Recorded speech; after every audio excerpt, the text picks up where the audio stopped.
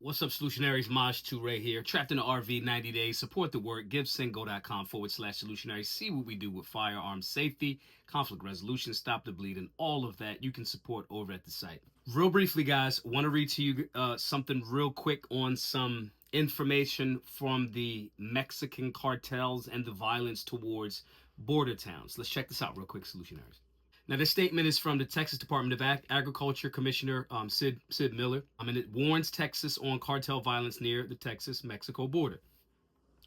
A tragic and alarming incident occurred near Brownsville, Texas, where a U.S. citizen and Texas rancher was killed by an IED, improvised explosive device.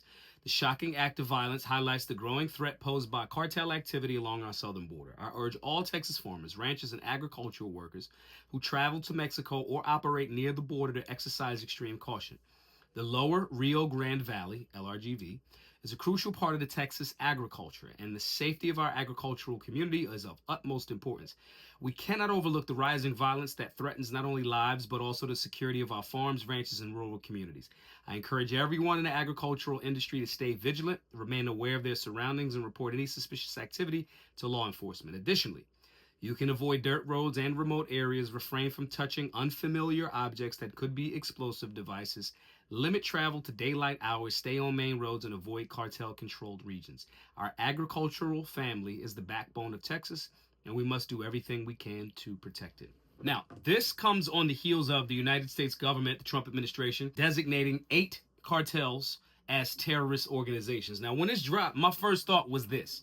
I wish I had recorded it. I wish I would have said it out loud so y'all could hear it. But the first thing that goes to my mind is those border towns are going to be dealing with issues. The Mexican president, she hops on and says, hey, we do not think that you should designate these cartels as terrorist organizations. Now, there's 2 ways to look at that. One, obviously, there's going to be violence if you do that. And from her perspective as the president, one way of looking at it, you don't want to be a bunch of organizations in your town or your cities and your states to be designated as terrorist organizations, because then you have a back and forth with the United States government. And that does not mean back and forth like talking.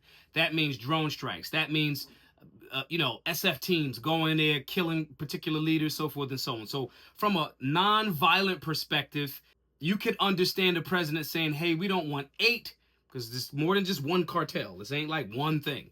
You don't want 8 large, very violent, very wealthy organizations to be called that, because you get law enforcement, feds, all of that, SF teams coming into Mexico, and it becomes a very violent situation. That's one way of looking at it. The other way of looking at it is, which if you're thinking, there's no way in the universe that the Mexican president is not in the position that she's in. And everybody knows that some of that GDP for Mexico, some of that money getting funneled into there, right? The Mexican cartels have threatened people to, hey, if you don't leave, be the sheriff in this town, we're going to murder you. And they have. There's stories of one sheriff that left, and then a woman decided that she wanted to step up and be the new sheriff in town, literally, and she was murdered. So it's not too far-fetched to say this president is in that position because of cartel money, singular or multiple. So that could be the other argument. And still is going to come back down to violence. Now, my initial thought, I don't care about anybody that, whatever happens in Mexico stays in Mexico. However, violence happens both ways. It's not like a one-way street. So when you do something like this, those Texas towns, those border towns, not just Texas, but border towns in general, you guys got to be super duper vigilant, as that commissioner of the Department of Agriculture said in that response. So this is my perspective. I think it was a stupid move. I think it also was a move to put pressure on Mexican government, because their argument was, well, you guys dropping a bunch of guns off here. Large percentage of the firearms are trafficked into Mexico, come from America. So us with the drug thing, that could be a different conversation. Whichever way that goes, I see both sides. But again, those bullets go back and forth. It's not just one way. It just isn't. And when the United States government designates something like this, follow-ups in the form of teams, small crews, drone strikes, again, does happen. And I would understand anybody, regardless of the reason, not wanting that to be coming to their front door. But I don't know. You guys give me your perspective below. Is this just one isolated incident in your view?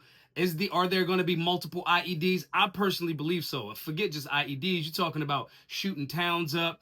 I mean, these guys have surface-to-air missiles type shit. Because buying weapons is about having the money. So we're not acting like the cartel isn't running around with some high-tech shit. At the same time, I would like to hear everybody's perspective. And regardless of whether you live in a border city or anything like that, regardless, you should be still paying attention to your surroundings, being aware, recognizing what an imminent threat is, preparing for it, being able to avoid it, de-escalate it if you can. And that's why we have our Understanding Imminent Threat course. Go over to solutionaryuniversity.org, sign up for that course. Be aware. Again, you don't have to be in Texas. You don't have to be in a border town. You can be wherever you are, and making sure that you're aware of your surroundings and capable of defending yourself, family, and loved ones if ever in it. My name is Maj Toure, the founder of Solutionary University. Hope to see you guys in the class and in the comment section soon. Be safe, be solutionary.